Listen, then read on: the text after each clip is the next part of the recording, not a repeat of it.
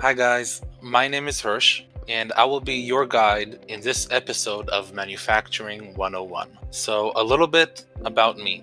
I came to China in 2015, and in 2019, my brother, who is a creator of the game Zaberius, decided he wants to manufacture it. But when he came to talk to all these various manufacturers all over China, he really had no idea what he should do, what he should say, what all the terminology means, what does the jargon means, what are the best sizes to use, and so forth and so on. So as I was in China already, he asked me to go around and start asking and start understanding and learning all about this manufacturing side of the business. At the time, and even now, I still love challenges. And after I've produced this game, I found there's a lot of material and information that almost every game designer needs.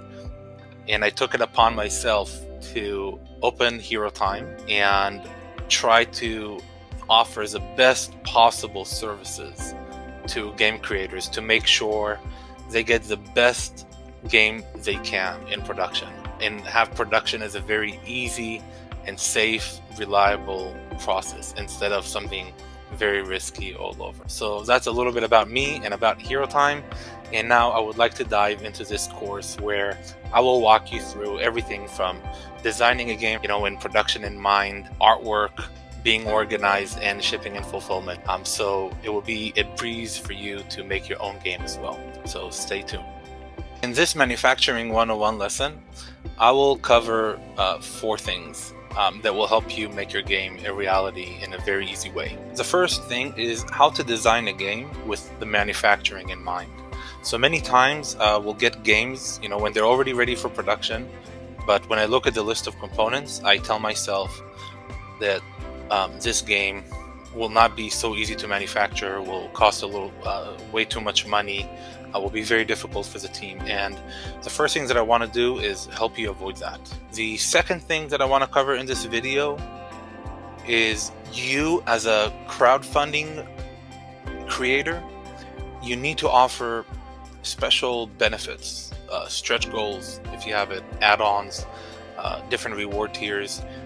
And the question is, how do you make sure that you don't these stretch goals or add-ons and different tiers inflate? How to make sure that they don't inflate the prices to the point where you will be losing money off of it.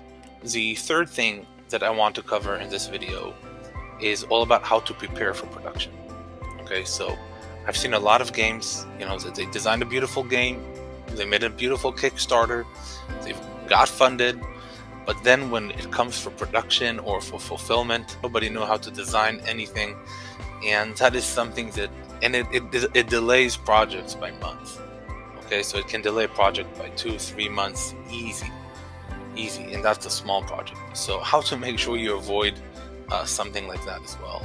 And the fourth and last part of this session and in this class will be all about fulfillment. Obviously, for fulfillment, I will not be able to explain everything in a very short time, but I'm sure that I will be able to give you the basics so you have an understanding for when you move forward with it.